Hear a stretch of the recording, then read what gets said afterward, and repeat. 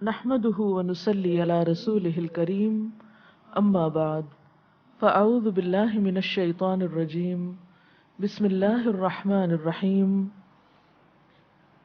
شروع کرتی ہوں اللہ کے نام سے جو بے انتہا مہربان نہایت رحم فرمانے والا ہے۔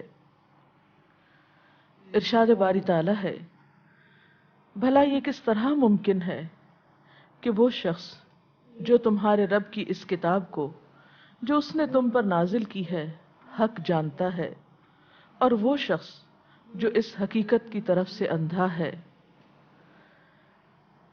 یہ دونوں برابر نہیں ہو سکتے۔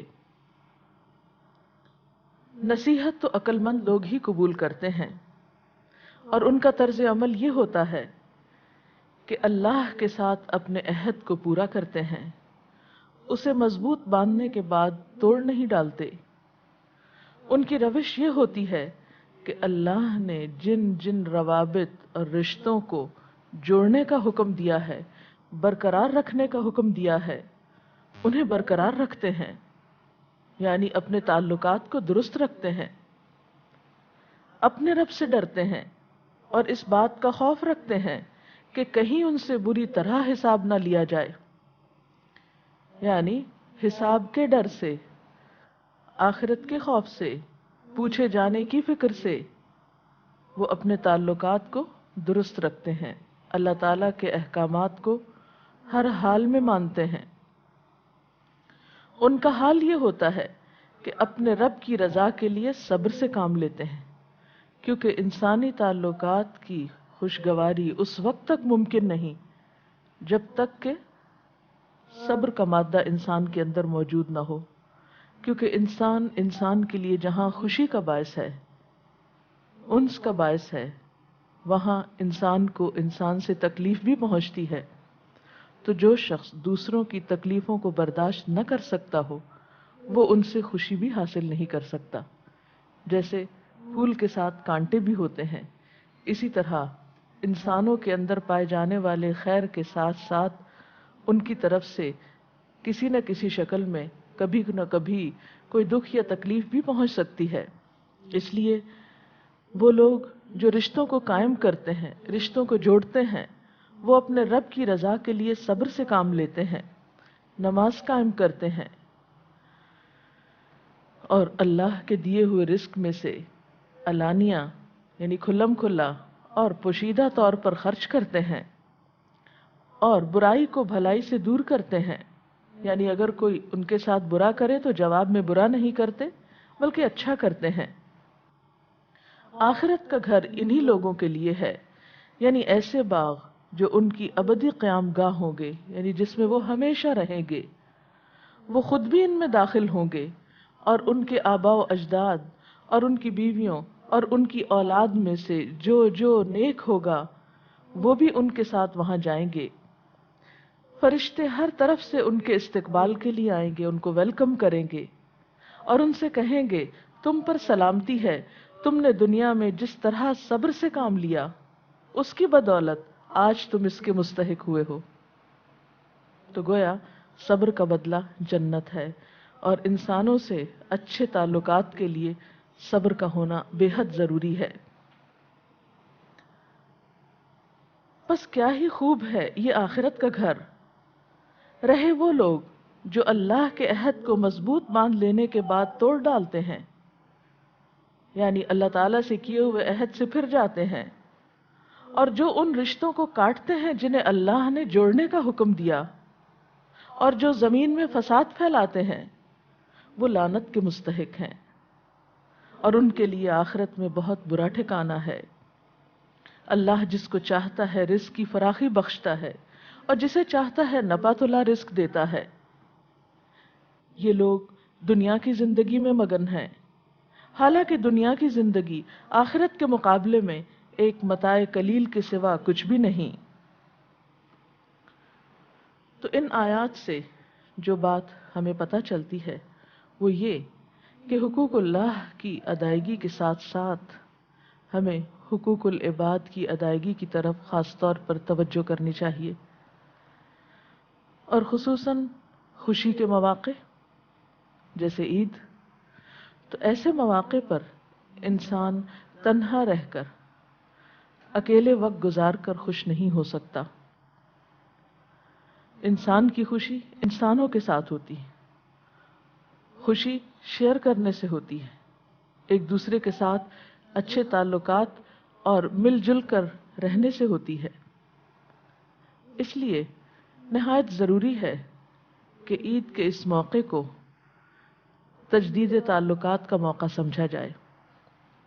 وہ رشتہ دار، وہ دوست جن سے مدتیں ہوئیں ملاقات نہ ہو سکی، وہ رشتہ دار جن سے دوریاں ہیں محض مصروفیت کی بنا پر، تو یہ ایک ایسا موقع ہے جس میں انسان دنیا کے باقی کاموں سے کچھ نہ کچھ وقت نکال کر ان سب کی ملاقات کو جا سکتا ہے جن سے ملاقات عام طور پر ممکن نہیں ہوتی۔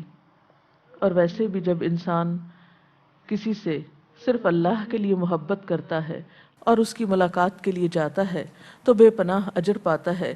آئیے دیکھتے ہیں کہ ملاقات کے آداب کیا ہیں اور ملاقات کے بارے میں اچھا اور احسن طریقہ کیا ہے، اور ملاقات کن کن مقاصد کے لیے ہونی چاہیے۔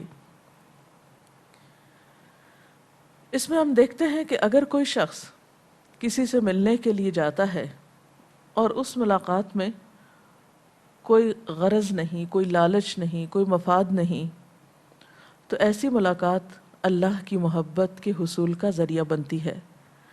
حدیث پاک میں آتا ہے کہ ایک آدمی نے اپنے بھائی کی زیارت کے لیے، جو کسی دوسری بستی میں رہتا تھا یا کسی دوسرے علاقے میں، اس سے ملاقات کا ارادہ کیا۔ بس اللہ پاک نے اس کے راستے میں ایک فرشتے کا تعین کیا۔ جب وہ فرشتے کے پاس سے گزرا، یعنی راستے میں اللہ تعالیٰ نے ایک فرشتہ کھڑا کیا، وہ شخص جب ملاقات کے لیے جا رہا تھا تو اس فرشتے کے پاس سے گزرا جو ایک انسانی شکل میں تھا، تو اس نے پوچھا کہ تم کہاں جانا چاہتے ہو، کہاں جا رہے ہو؟ اس نے کہا کہ وہ فلاں بستی میں جا رہا ہوں جہاں میرا ایک بھائی رہتا ہے، اس سے ملاقات کرنا چاہتا ہوں۔ فرشتے نے کہا کیا تیرا اس پر کچھ احسان ہے کہ تو اس میں اضافہ کرنا چاہتا ہے یا اس سے کوئی فائدہ اٹھانا چاہتا ہے؟ اس نے کہا نہیں، صرف اتنی بات ہے کہ میں اللہ کی خاطر اس سے محبت کرتا ہوں، یعنی میرا اس کے ساتھ کوئی خون کا رشتہ نہیں ہے، صرف ایک اللہ کے نام پر محبت کا رشتہ ہے، دنیاوی کوئی غرض نہیں ہے، کوئی مطلب نہیں ہے۔ تو اس نے کہا، یعنی فرشتے نے کہا کہ میں تیرے پاس اللہ کا پیغام لے کر آیا ہوں کہ اللہ تعالیٰ تجھے محبوب رکھتا ہے، تجھ سے محبت کرتا ہے، جس طرح تم اس کی خاطر یعنی اللہ کی خاطر اس شخص سے محبت رکھتے ہو۔ تو گویا انسانوں سے محبت کرنا، بے غرض محبت، بے لوث محبت، اللہ کی محبت حاصل کرنے کا سبب بنتی ہے۔ اسی لیے ہم دیکھتے ہیں کہ صحابہ کرام بطور خاص مختلف لوگوں کی زیارت کے لیے جایا کرتے تھے۔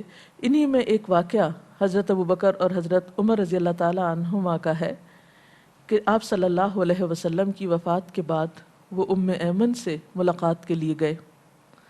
ام ایمن جیسا کہ آپ جانتے ہیں کہ آپ صلی اللہ علیہ وسلم کی والدہ کی آیا تھیں یا دائی تھیں، جنہوں نے آپ کی والدہ کے وفات کے بعد آپ کو مدینہ سے مکہ لانے میں ایک اہم کردار ادا کیا تھا۔ آپ دونوں حضرت ام ایمن کی ملاقات کے لیے گئے اور آپس میں کہا کہ آپ صلی اللہ علیہ وسلم ام ایمن کی ملاقات کے لیے جایا کرتے تھے، تو آؤ ہم بھی ان سے ملاقات کے لیے جاتے ہیں۔ اب آپ دیکھیے کہ عموماً ہمارے معاشرے میں اپنی حیثیت سے کم لوگوں کے پاس جانے کا یا ان سے ملاقات کا کوئی رواج نہیں۔ رشتہ داروں میں سے بھی ہم ان سے ملنا پسند کرتے ہیں جن کا سٹیٹس ہمارے برابر کا ہو، اگر وہ کسی بھی اعتبار سے ہم سے کم ہوں تو عموماً ان سے ملاقات کو پسند نہیں کیا جاتا۔ لیکن یہاں پر آپ دیکھیے کہ ام ایمن ایک غلام عورت ہے، معاشرتی اعتبار سے ان کا کوئی سٹیٹس نہیں ہے، لیکن اللہ کے رسول صلی اللہ علیہ وسلم ان کو عزت دیا کرتے تھے، ان کا احترام کیا کرتے تھے، انہیں اپنی ماں کے برابر سمجھا کرتے تھے، کیونکہ آپ کی والدہ کے بعد انہوں نے والدہ کی طرح آپ کی کیئر کی۔ اور پھر بطور خاص ان کی ملاقات کے لیے جاتے ہیں۔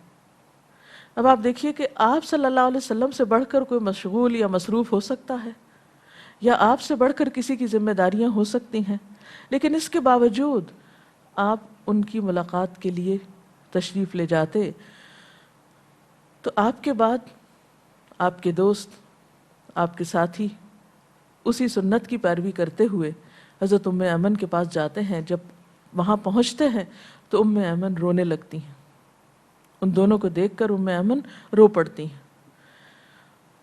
تو ان میں سے ایک نے کہا کہ ام ایمن، تم نہیں جانتی کہ اللہ کے رسول صلی اللہ علیہ وسلم کا اللہ تعالیٰ کے پاس کیا مقام ہے؟ وہ دنیا کے نسبت زیادہ بہتر مقام پر ہے۔ وہ کہنے لگی کہ میں جانتی ہوں، کیا مجھے نہیں معلوم؟ مجھے معلوم ہے، لیکن مجھے رونا تو اس بات پر آ رہا ہے کہ آپ کی وفات سے وحی کا سلسلہ ختم ہو گیا ہے، یعنی اب آسمان سے ہمارے لیے کوئی نئی ہدایات اور نیا علم نہیں آئے گا۔ چنانچہ ان کو دیکھ کر، ان کو روتے دیکھ کر وہ دونوں بھی رونے لگے۔ تو اس سے یہ بات بھی پتہ چلتی ہے کہ ملاقات پر گفتگو کس قسم کی ہونی چاہیے، یعنی گفتگو با مقصد اور با معنی ہونا چاہیے، کیونکہ بسا اوقات ہم ملاقات تو کرتے ہیں لیکن ہمارے پاس کوئی موضوع گفتگو کا مناسب نہیں ہوتا۔ ہم کبھی کسی کی غیبت کرنا شروع کر دیتے ہیں، کبھی کسی کو ڈسکس کرنے لگتے ہیں، کبھی محض ادھر ادھر کی بے معنی باتیں، وقت گزارنے کی کوشش، جبکہ ملاقاتیں با مقصد ہونی چاہیے اور ایک دوسرے کو یاد دہانی کرانی چاہیے اور اچھے کاموں کی طرف توجہ دلانی چاہیے، باہم مل کر دوسروں کی خیر اور بھلائی کے منصوبے بنانے چاہیے۔ اسی طرح ایک اور حدیث میں آتا ہے کہ جو شخص کسی بیمار کی عیادت کرے یا اللہ کی رضا کے لیے اپنے بھائی کی زیارت کرے تو اس کو پکارنے والا پکارتا ہوا کہتا ہے کہ تجھے مبارک ہو، تیرا چلنا بہتر ہو، یعنی تیرا چلنا بہت عمدہ ہو، اور تجھے جنت میں اترنے کی جگہ میسر آئے، یعنی تمہارا یہ سفر تمہارے لیے جنت کا سفر بن جائے، جنت کے حصول کا ذریعہ بن جائے۔ تو اس سے کیا پتہ چلتا ہے کہ ملاقات کا ایک اہم موقع کسی بیمار کی عیادت کا موقع بھی ہو سکتا ہے، یعنی صرف ان لوگوں سے ملاقات عید کے موقع پر نہیں ہوگی کہ جو ہماری دعوت کریں یا خاص طور پر بلائیں یا کہ کوئی فنکشن یا پارٹی ہو، نہیں، وہ لوگ جو کسی ہسپتال میں ہیں یا وہ لوگ جو کسی پریشانی کا شکار ہیں، تو ایسے لوگوں کی ملاقات کے لیے بطور خاص ان کی مدد کے لیے جانا یہ بھی باعث اجر و ثواب ہے، اور اس کا بھی اہتمام کرنا چاہیے۔ ایسے لوگ خواہ ہمارے رشتہ دار ہوں یا پھر جان پہچان کے لوگ ہوں۔ پھر اسی طرح ہم دیکھتے ہیں کہ آپ صلی اللہ علیہ وسلم حضرت جبریل علیہ السلام کی آمد کا انتظار کیا کرتے تھے، اور جبریل علیہ السلام آپ کی ملاقات کے لیے آیا کرتے تھے۔ تو ایسے لوگ جن سے ہمارے سیکھنے سکھانے کا کچھ تعلق ہو، ان سے بھی ملاقات کا اہتمام کرنا چاہیے۔ مثلاً اس حدیث میں ہم دیکھتے ہیں، حضرت عبداللہ بن عباس سے روایت ہے کہ رسول اللہ صلی اللہ علیہ وسلم نے حضرت جبریل سے فرمایا، تمہیں کیا رکاوٹ ہے کہ تم ہماری ملاقات کے لیے زیادہ نہیں آتے؟ یعنی آنے میں کیا امر مانے ہے؟ جتنی کے معمول کے مطابق تم ہماری زیارت کے لیے آتے ہو، یعنی اس سے پہلے تو تم کثرت سے آتے تھے، آج کل کیا بات ہے؟ یعنی آپ نے ایک خاص موقع پر فرمایا، آج کل کیا بات ہے کہ تم اس طرح ملاقات کے لیے نہیں آتے جس طرح پہلے آیا کرتے تھے؟ تو اس پر یہ آیت نازل ہوئی، وَمَا نَتَنَزَّلُ إِلَّا بِأَمْرِ رَبِّكَ لَهُ مَا بَيْنَ أَيْدِينَا وَمَا خَلْفَنَا وَمَا بَيْنَ ذَلِكَ۔ معنی اس آیت کا کیا ہے؟ اور ہم نہیں اترا کرتے، یعنی ہم نہیں آ سکتے مگر آپ کے پروردگار کے حکم سے، یعنی اذن ہوتا ہے، اللہ کی اجازت ہوتی ہے، پھر آتے ہیں۔ اسی کے لیے ہے جو ہمارے آگے ہے اور جو ہمارے پیچھے ہے اور جو اس کے درمیان ہے۔ اسی طرح ملاقات کے لیے یہ بھی دھیان رکھنا چاہیے کہ جن لوگوں کی ملاقات کے لیے ہم جا رہے ہیں ان کے پاس بیٹھ کر ہمارا وقت کسی اچھے تعمیری کام میں گزرے، یہ ملاقات نہ دوسرے کے وقت کے ضائع کرنے کا سبب ہو نہ اپنے وقت کے ضائع کرنے کا سبب۔ اور پھر ایک اور چیز یہ کہ جس سے ملاقات کی جائے، جس کے پاس زیادہ وقت گزارا جائے یا جس سے دوستی کی جائے، اس کے اخلاق اور کردار کو بھی مد نظر رکھا جائے، کیونکہ انسان اپنے دوست کے دین پر ہوتا ہے۔ جس قسم کی صحبت انسان اختیار کرتا ہے، جس طرح کی آپ کی کمپنی ہوتی ہے، آپ مجبوراً ویسے ہی گفتگو کرنے لگتے ہیں۔ اگر آپ ایسے لوگوں کی ملاقات کے لیے گئے ہیں جن کا مشغلہ دوسروں کا مذاق اڑانا ہے، تو آپ کتنی دیر سنجیدہ بیٹھ سکتے ہیں، اور کتنی دیر آپ اس چیز سے رکے رہیں گے کہ آپ کسی کا مذاق نہیں اڑائیں۔ قدرتی طور پر آپ جس کی کمپنی میں ہوں گے ویسے ہی کام آپ شروع کر دیں گے۔ آپ دوسروں کے ساتھ مل کر ہو سکتا ہے ایک ایسا کام کرنے لگے جو آپ نے زندگی میں کبھی نہ کیا اور جسے آپ آج سے پہلے ناپسند کرتے ہوں، یعنی مثال کے طور پر دوسروں کا مذاق اڑانا۔ تو اس لیے رشتہ دار تو رشتہ دار ہیں، ان سے آپ تعلق نہیں کاٹ سکتے، لیکن رشتہ داروں کے علاوہ دوسرے لوگ جن سے آپ کی دوستی کا تعلق ہو، محبت کا تعلق ہو، ایک مصاحبت کا تعلق ہو، جن کی کمپنی میں آپ وقت گزارتے ہوں، تو اس معاملے میں بہت محتاط ہونے کی ضرورت ہے کہ نیک لوگوں سے دوستی کی جائے، اچھے اخلاق والے لوگوں کے ساتھ تعلق رکھا جائے، اچھے لوگوں کی کمپنی میں بیٹھا جائے، تاکہ انسان پر اچھائی کا رنگ چڑھے، نیکی کا رنگ چڑھے، خیر و بھلائی کا رنگ چڑھے، نہ کہ اس کے برعکس انسان کے جو اپنے ویلیوز ہیں یا اپنے اچھے اخلاق ہیں وہ بھی ضائع ہو جائیں اور دوسروں کے ساتھ ختم ہو جائیں۔ آپ صلی اللہ علیہ وسلم نے فرمایا کہ صرف مومن کے ساتھ مصاحبت رکھو اور تمہارا کھانا صرف پرہیزگار آدمی کھائے۔ پھر اسی طرح ملاقات کے وقت چند اور چیزیں بھی آپ مد نظر رکھ سکتے ہیں جو ملاقات کو اور زیادہ خوبصورت بنا سکتی ہیں۔ مثلا جب آپ کسی سے ملاقات کریں تو اس بات کا خاص اہتمام کریں کہ آپ مسکراتے ہوئے ملیں۔ ملاقات کے وقت مسکرانا تو ویسے بھی ایک بہت اچھی عادت ہے۔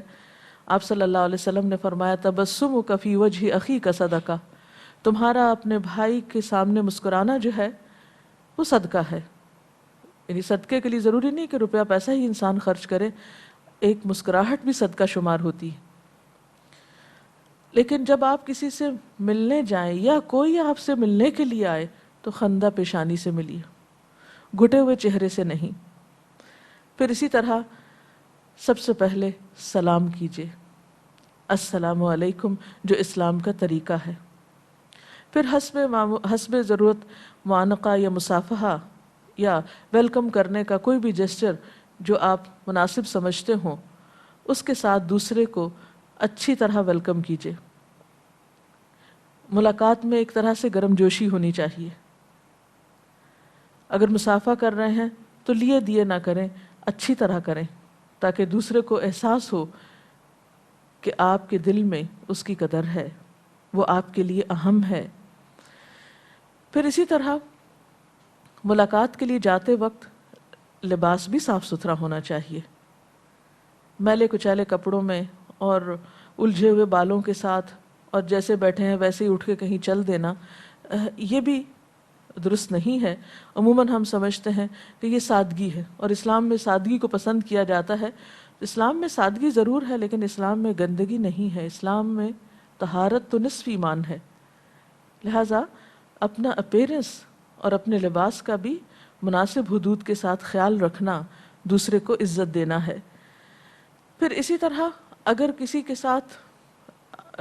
آپ کسی کی ملاقات کے لیے جا رہے ہیں تو پہلے سے وقت لے لیں تو زیادہ اچھا ہے، کیونکہ بسا اوقات ہم بغیر اطلاع کے بغیر بتائے ٹپک پڑتے ہیں۔ اس سے کیا ہوتا ہے کہ دوسرا اس کے لیے پریپیئرڈ نہیں ہوتا، وہ پوری طرح ویلکم نہیں کر سکتا، یا وہ وقت اس کی بہت مصروفیت کا وقت ہوتا ہے اور وہ پوری طرح آپ کو توجہ نہیں دے سکتا، پھر آپ اپنے دل میں کچھ بدگمانی لے کے واپس لوٹتے ہیں۔ تو اس لیے بہتر ہے کہ وقت لے کر جائیں، اطلاع دے کر جائیں۔ پھر اسی طرح جب آپ کسی کے پاس جا رہے ہیں، مثلاً کسی خاص موقع کی مناسبت سے جا رہے ہیں، جیسے عید کا موقع ہے یا اور کسی شادی بیاہ کا یا کسی اور خوشی کا موقع، تو اس موقع پر مناسب تحفے تحائف کا اہتمام کرنا بھی بہت پسندیدہ ہے، کیونکہ تحفوں کے تبادلے سے باہم محبت بڑھتی ہے۔ پھر اسی طرح اگر کوئی شخص ضرورت مند ہے، کوئی سوالی ہے اور وہ ملاقات کے لیے آیا ہے تو اس پر بھی دل تنگ نہ ہوئیے۔ کیونکہ اس موقع کو ایک نیکی کا موقع سمجھیے کہ اللہ تعالیٰ نے آپ کو کسی کی خدمت کے لیے اور کسی کی ضرورت پورا کرنے کے لیے چنا ہے. اس موقع کو بھی ایک خوشی کے ساتھ گزاریے اور خوش دلی کے ساتھ دوسرے کو ویلکم کیجیے. پھر اسی طرح اگر رات کے وقت کہیں جانے کی ضرورت ہو تو دوسروں کی نیند اور آرام میں خلل نہ ہو. پھر اسی طرح اگر کچھ لوگ مل کے کہیں جا رہے ہیں تو اس معاملے میں بھی احتیاط برتنے کی ضرورت ہے کہ اتنے لوگ اکٹھے نہ چل پڑیں کہ دوسرے کے پاس بٹھانے کی جگہ نہ ہو یا دوسرا صحیح طور پر اٹینڈ نہ کر سکے یا پوری طرح توجہ نہ دے سکے. گویا آپ کی ملاقات دوسرے کے لیے خوشی کا باعث تو ہو، کسی بوجھ کا سبب نہ ہو. اس سلسلے میں اگر کوئی سوال آپ کے ذہن میں ہو تو آپ کر سکتے ہیں. جی. اسلام میں ملاقات کی اتنی اہمیت کیوں بتائی گئی ہے؟ اس کا اسباب کیا ہیں؟ جی ہاں، اسلام میں انسانوں کا باہم ملنے جلنے کو اور باہم ملاقات کو بہت اہم بتایا گیا ہے، اور اس مسلمان کو زیادہ بہتر بتایا گیا ہے جو لوگوں کی تکلیفوں کے باوجود ان سے ملتا جلتا رہے، بنسبت اس شخص کے کہ جو لوگوں کی طرف سے پہنچنے والے ایذا کو برداشت نہ کر سکے اور ان سے بالکل الگ تھلگ ہو جائے اور کٹ کر رہ جائے. اسلام میں کوئی رہبانیت نہیں ہے. اصل میں انسان کی اہمیت بہت زیادہ ہے اس کائنات میں. اللہ تعالیٰ نے یہ تمام چیزیں جو زمین پر پیدا کی ہیں وہ انسان کے لیے پیدا کی ہیں، اور پھر انسانوں کو انسانوں کی ضرورت بنایا، اور انسانوں کی جو فطرت ہے، یعنی انسان کی فطرت میں تنہائی نہیں ہے، اور تنہا رہنا کوئی ہیلدی سائن نہیں ہے، یا تنہائی پسند ہونا کوئی صحت مندی کا نشان نہیں ہے. یعنی اگر کوئی ایسا شخص ہے تو اس کے بارے میں کہا جا سکتا ہے کہ شاید وہ کسی قسم کے ذہنی مرض کا شکار ہے، جو دوسروں کے ساتھ تعلق نہیں رکھتا یا جو الگ تھلگ رہتا ہے یا ان کے ساتھ کوئی معاملہ نہیں کرتا، کیونکہ اس میں یہ انسان کی فطرت کے خلاف ہے. اور انسان جب انسان سے ملتا ہے تو باہم مل جل کر معاملہ کرنے سے بہت سی مشکلات حل ہوتی ہیں، بہت سے مسائل کا حل انسان کے سامنے آتا ہے. انسان ایک دوسرے سے بہت کچھ سیکھتا ہے، ایک دوسرے کی مدد کرتا ہے، اور یہ تمام چیزیں ایک معاشرے کی مضبوطی کا سبب بنتی ہیں اور انسانوں کے لیے خوشی کا ذریعہ بنتی ہیں. اس لیے اسلام میں اس چیز کی بہت اہمیت ہے. جی، کوئی اور سوال ہو؟ میرا آپ سے سوال ہے کہ اگر ہم عید کے دن ہی اسپیشل تعلقات استوار کرنے جائیں ریلیٹیوز میں، تو کیا یہ اس دن بدمزگی نہیں ہوگی مزید اس خوشی کے دن پر؟ اب دیکھیے کہ تعلقات مختلف طرح کے لوگوں سے مختلف طریقے پر ہوتے ہیں. کچھ لوگ ایسے ہوتے ہیں جن کے ساتھ آپ کا تعلق بہت اچھا ہوتا ہے، تو عید کے دن جب آپ ان سے ملاقات کے لیے جاتے ہیں تو بہت زیادہ خوشی کا اظہار کرتے ہیں. کچھ ایسے ہیں کہ جو نارمل واجبی سے تعلقات کے لوگ ہیں، ان کے لیے بھی آپ کا جانا یا ان کو اپنی طرف بلانا ایک خوشی میں اضافے کا سبب ہو سکتا ہے، تعلقات میں بہتری کا امکان ہو سکتا ہے. اور ہاں، کچھ لوگ ایسے بھی ہو سکتے ہیں کہ جن کے ساتھ آپ کی ناراضگی ہے اور پھر ناراضگی بھی بہت شدید ہے یا بہت زیادہ ہے. تو ایسی صورت میں آپ دیکھ سکتے ہیں کہ کیا اسی روز ان کے پاس جانا چاہیے یا اس سے پہلے یا پھر اس کے بعد. لیکن زیادہ امکان اس بات کا بھی ہے کہ خوشی کے موقع پر شاید وہ ناراضگی کو کچھ بھول پائیں. ہو سکتا ہے کہ بھول جائیں، کیونکہ جس دن خوشی غالب ہے تو اس دن ناراضگی کا لیول کچھ نہ کچھ تو نیچے جائے گا. تو اس موقع سے فائدہ اٹھاتے. اور ایک اور بات یہ ہے کہ اگر کوئی شخص آپ کی طرف سے بھلائی اور خیر خواہی کے باوجود بھی خوش نہیں ہوتا تو اس کا اخلاق اس کے ساتھ ہے، آپ کا اخلاق آپ کے ساتھ ہے، آپ نے اپنا فرض پورا کیا، تو اس کی فکر نہیں کریے. کیونکہ بسا اوقات شیطان انسان کے دل میں وسوسہ ڈالتا ہے کہ نہیں، تمہارے جانے سے کچھ نہیں ہوگا، تمہیں فائدہ نہیں ہوگا، تم آگے نہیں بڑھو، اس کو بڑھنا چاہیے تمہاری طرف. تو اس قسم کے وسوسوں کو بھی بہت زیادہ کنسیڈر نہیں کرنا چاہیے. اور مشکل کے باوجود تعلقات جوڑنے میں جو بھلائی ہے، کیونکہ آپ دیکھیے کہ قرآن پاک کی اس آیت میں تعلقات کو قطع کرنے والوں پر لعنت بھیجی گئی. ایک اور حدیث میں آتا ہے کہ اس شخص پر، اس قوم پر اللہ کی رحمت نہیں نازل ہوتی جس میں رشتوں کو کاٹنے والے لوگ موجود ہوں۔ اور یہاں آپ دیکھیے کہ قرآن پاک کی آیت میں صاف طور پر فرمایا وَيَقْطَعُونَ مَا أَمَرَ اللَّهُ بِهِ أَن يُوصَلَ، کہ جن رشتوں کو اللہ نے جوڑنے کا حکم دیا وہ ان کو کاٹتے ہیں، وَيُفْسِدُونَ فِي الْأَرْضِ، اور زمین میں فساد پھیلاتے ہیں، أُولَٰئِكَ لَهُمُ اللعنة، ایسے لوگوں پر لعنت ہے کہ جو زمین میں فساد پھیلائیں اور رشتوں کو کاٹیں، وَلَهُمْ سُوءُ الدَّارِ، اور آخرت میں بھی ان کا گھر بہت برا ہے۔ دنیا میں بھی وہ جلن کا شکار رہتے ہیں، تکلیفوں اور پریشانیوں کا، اور آخرت میں بھی ان کے لیے اچھائی اور بھلائی نہیں۔ اس لیے ہماری عافیت اسی میں ہے کہ ہم اپنے اوپر جبر کر کے، اپنے کچھ حقوق پر کمپرومائز کر کے دوسروں کے ساتھ اپنے تعلقات کو بہتر بنائیں، خواہ وہ ہمارے ساتھ اچھا نہ بھی کریں، کیونکہ آپ صلی اللہ علیہ وسلم نے یہی ہمیں تعلیم دی ہے کہ لیس الواصل بالمکافئ، کہ بدلے کے طور پر جو رشتے کو جوڑتا ہے وہ رشتے جوڑنے والا نہیں ہے۔ اصل رشتہ جوڑنے والا وہ ہے کہ جب اس سے کوئی کاٹے یا اس سے کوئی دور جائے تو وہ اس کے قریب جائے۔ تو صلہ رحمی کا مطلب ہی یہ ہے کہ جو آپ سے نہیں ملتا، جو آپ کو محروم کرتا ہے، جو آپ کو آپ کا حق نہیں دیتا، جو آپ سے دور دور رہتا ہے، آپ ایک قدم بڑھا کر اس کی طرف جائیں، اور اس کی جزا رب کے پاس ہے، کیونکہ یہ سب کچھ اللہ تعالیٰ کی خاطر ہوگا۔ اور انشاءاللہ آپ دیکھیں گے کہ دوسری طرف سے بھی پھر بہتری ہوگی، کیونکہ کسی کو تو آئس بریک کرنی ہے، کسی کو تو ابتدا کرنی ہے، خواہ غلطی دونوں میں سے کسی کی بھی ہو۔ لیکن عام لوگوں کا بھی باہم ایک دوسرے سے نفرت، حسد، عداوت اور تعلقات کی خرابی جو ہے وہ دنیا کو جہنم بنا دیتا ہے، اور خصوصاً اگر کسی خاندان کے اندر ہو، رشتہ داروں کے اندر، بہن بھائیوں کے اندر، تو اس میں تو کوئی بھی خیر و عافیت اور بھلائی نہیں ہو سکتی۔ تو جو شخص اللہ کی رحمت کا امیدوار ہو، اسے چاہیے کہ وہ قربانی کر کے بھی آگے بڑھے، اور قربانی کی عید کا تو پیغام ہی یہی ہے کہ قربانی کرنا جانے۔ تو انشاءاللہ تعالی اس کے بدلے میں جو خیر و رحمت آئے گی وہ اس سے کہیں زیادہ بہتر ہوگی جو ہم عام طور پر تعلقات کی خرابی کے بعد مشکلات دیکھتے ہیں۔ وآخر دعوانا ان الحمد للہ رب العالمین۔ سبحانک اللہم وبحمدک نشہد ان لا الہ الا انت نستغفرک ونتوب الیک۔ والسلام علیکم ورحمۃ اللہ وبرکاتہ۔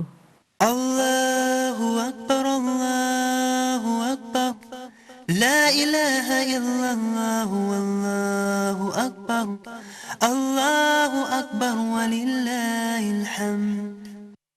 اللہ اکبر اللہ اکبر، لا الہ الا اللہ واللہ اکبر، اللہ اکبر وللہ الحمد۔